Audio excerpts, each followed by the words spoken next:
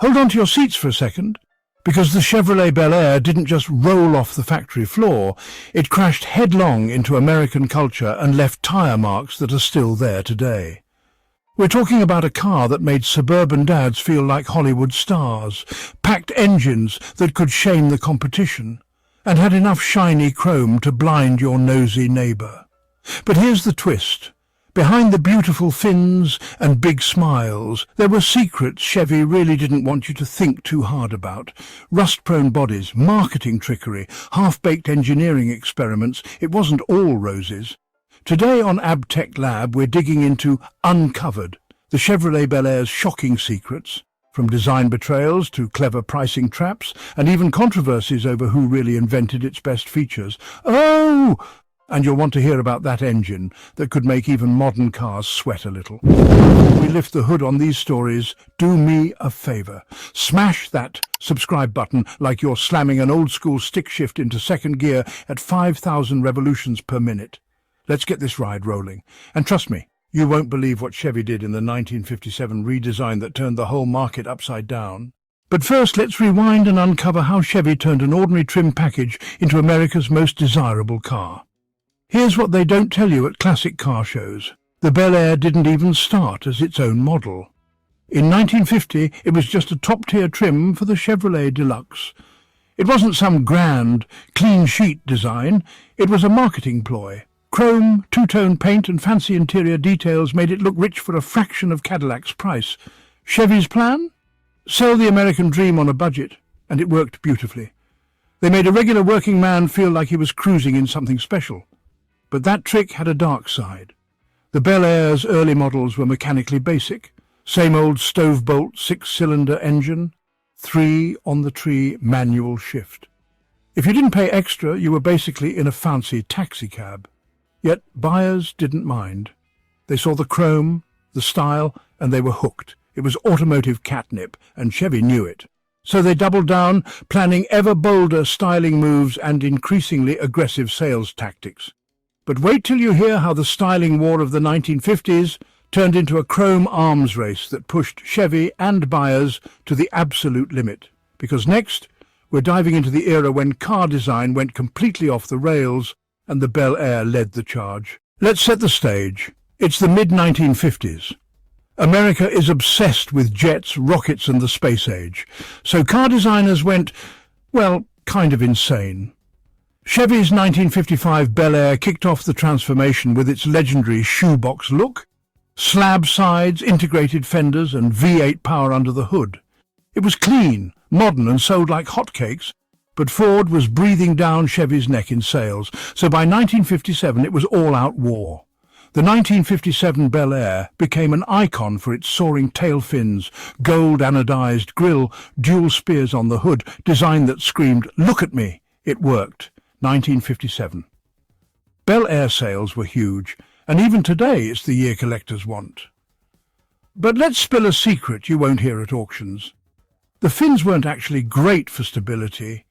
Crosswinds could push the car around like a kite. The extra chrome, it added weight and cost, while also rusting spectacularly in any northern climate. Some owners joked you needed a separate bank account just for chrome polish, and yet people adored it. Chevy made them feel glamorous for a reasonable price. Of course, there was an even bigger bombshell hiding under the hood in these years, a performance revolution that shocked the competition. Stick around, because the engine story is where things get seriously spicy. Coming up next, the Bel Air's engine secrets, where Chevy gave you real power but also a few ticking time bombs. Let's pop the hood. Chevy didn't just sell style, they delivered real muscle, decades before muscle car was even a phrase. The 1955 Bel Air introduced the famous 265 cubic inch small block V8, light, powerful and easy to modify. It made around 162 to 180 horsepower depending on carb setup, plenty to dust the neighbour's Ford. By 1957, you could order a 283 cubic inch V8 with fuel injection. That was bleeding-edge tech, basically race car stuff in a family sedan. Advertised at 283 horsepower, it gave Chevy bragging rights for 1 horsepower per cubic inch. Sounds perfect, right? Well, not so fast. The early small blocks had oiling system quirks that could cause bearing failure if you didn't change the oil religiously. And that exotic fuel injection, brilliant but temperamental. Mechanics in small towns hated them. Many got ripped out and replaced with reliable old carburetors. Meanwhile, the base engine, the 235 cubic inch Blue Flame straight six, was a boat anchor, durable but slow. Chevy let you buy the budget engine and then upsold you like crazy to get the good stuff. So yeah, they gave you serious power if you paid, but they didn't always tell you it might come with some wrench-turning adventures. And that's not even the worst part. Wait until you hear how Chevy cut corners on build quality to keep profits sky high. Because next we're exposing the rust, rattles and shortcuts that haunt Bel Air restorers even today. Here's something that doesn't show up in the brochure photos. The 1950s were all about volume. Chevy needed to outbuild Ford. Result? Production lines moving at breakneck speed. Panels that barely lined up. Doors that needed a linebacker's shoulder to shut. And rust? Oh boy! The Bel Air's legendary chrome was basically a magnet for moisture. Floor pans would dissolve in a couple winters up north. Trunk floors rotted out with even mild neglect. Restorers joke the real Bel Air factory was in the body shop decades later. Even the beloved chrome trim was lower grade than Cadillac's. It pitted and flaked if you even looked at it wrong. It's like they were selling you a promise of glamour while planning your future bodywork bills. And the interiors? Beautiful two-tone vinyl that split and cracked, headliners that sagged. If you wanted luxury you didn't have to repair, you were in the wrong dealership. But did buyers care? Nope. Because Chevy sold the dream. They'd gladly pay extra for those fins, the bright work, the feeling of driving the future. And that leads to the next dirty little secret. How Chevy's pricing strategy turned the affordable Bel Air into a money-making machine for the company. You won't want to miss how they played customers like a jukebox, because next we're going to break down the pricing scam that made Bel Air salesmen the happiest guys in town.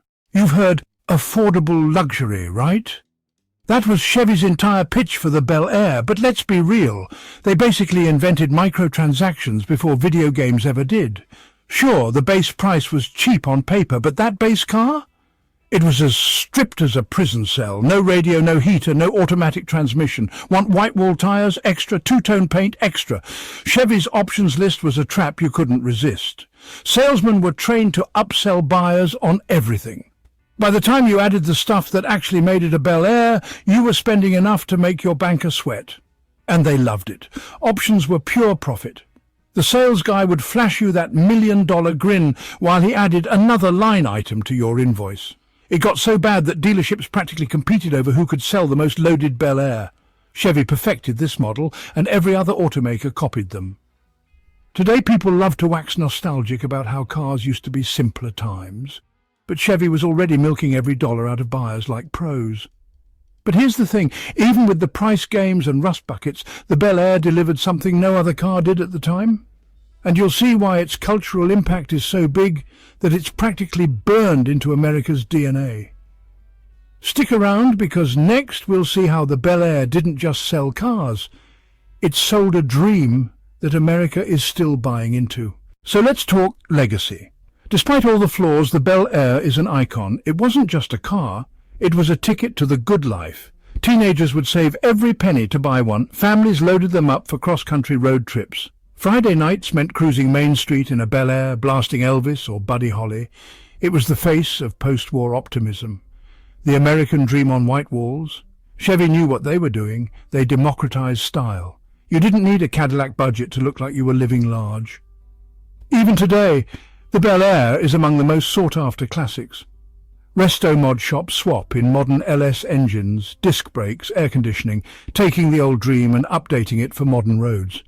And don't even get me started on pop culture. From American graffiti to classic songs, the Bel Air is as much Americana as apple pie. Sure, it rusted. Sure, it was overpriced with options. But it meant something. It was a promise that anyone could feel like they were on top of the world, if just for a moment behind the wheel. That's why, all these decades later, people still love them. So, there you have it. The Chevrolet Bel Air wasn't just a pretty face, It was a masterstroke of marketing, a bundle of mechanical brilliance with a dash of corner-cutting chaos, and one of the most important cars in American history. It taught automakers how to sell dreams. It made muscle power accessible before muscle cars were even a thing, and even its flaws are part of the legend. If you love classic cars, you know it's these imperfections that make them interesting. Every rust spot, every chrome ding tells a story. Thanks for riding along with me on AB Tech Lab as we uncovered the Bel Air's most shocking secrets. If you enjoyed this deep dive, smash that subscribe button like you're cranking over a stubborn old V8 in January. It helps the channel grow so I can bring you even more automotive mysteries and hidden histories. Until next time, keep your engines running, keep your wrenches handy, and never stop digging for what's really under the hood. See you in the next video.